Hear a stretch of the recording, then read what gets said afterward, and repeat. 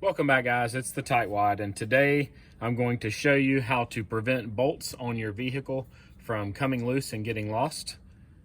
This is one of the bolts that holds my center caps on my custom wheels, and you can see even when it's screwed in, it's really loose. So with the vibration of the truck going down the road, these tend to loosen up and fall out. I've lost 5 or 6 of these, and they're not cheap because they're stainless steel. So they run about $3 a piece. I've come up with a way to prevent these from falling out while driving down the road, and that is using blue Threadlocker. There are a lot of different brands of this. I just went to my local hardware store that's a few miles away from my house and picked this one up. I don't think the brand matters too much, but Permatex is known to be a good brand for adhesives. So I'm gonna go with that for this as well. I opened it and it comes with a little dropper like this with a little hole in the tip. And I'm just gonna put a little bit of it on the tips of these bolts because only about the first 5 or 6 threads actually go in. And I'm gonna add some here, just a little bit. I'm gonna use my finger to make sure it spreads around because you don't need a ton.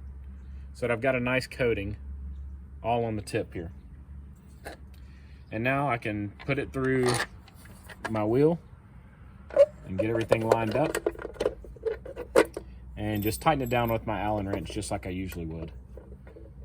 So what this is going to do is it's going to hold the bolts in there firmly so that they won't vibrate out. But then since it's the blue Threadlocker, I'll still be able to remove them later. And I'm not going to fully tighten it until I get the other one done too. So here's one of my replacement bolts. It's not threaded all the way, but it doesn't make a difference on this. So again, I'm going to add the Threadlocker to the tip here. Make sure it gets spread all around, and then put it in.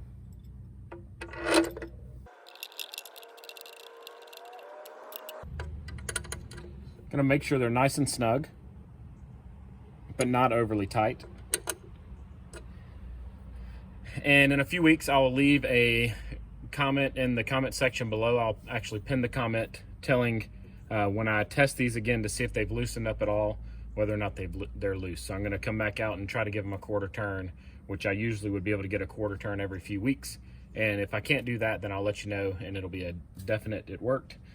Just a little bit more information. This is the blue Threadlocker, and this is considered medium strength, but they make a red Threadlocker also that is super heavy duty, and red Threadlocker is actually really hard to get bolts out after you use it. It's not impossible, but it's hard to remove bolts that have used the red Threadlocker. So I recommend anytime you have some you need to be able to remove, such as on your wheels, that you use the blue Threadlocker instead.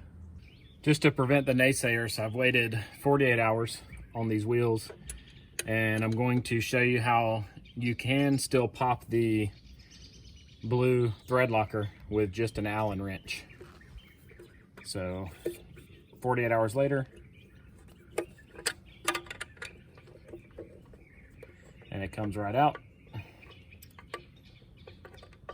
So you don't need a special tool with this blue Threadlocker. If you use the red, you would most likely need some kind of torque wrench to get it out. You don't need to use the purple on this application. You can see this is the one that had the Threadlocker on it. I hope you found this video helpful. If you did, give it a thumbs up. Subscribe to my channel to see other videos about truck repair, lawn repair, home maintenance, and appliance repair. Leave any questions you might have in the comment section below, and I'll get back to them as soon as possible. And I hope you guys have a great day.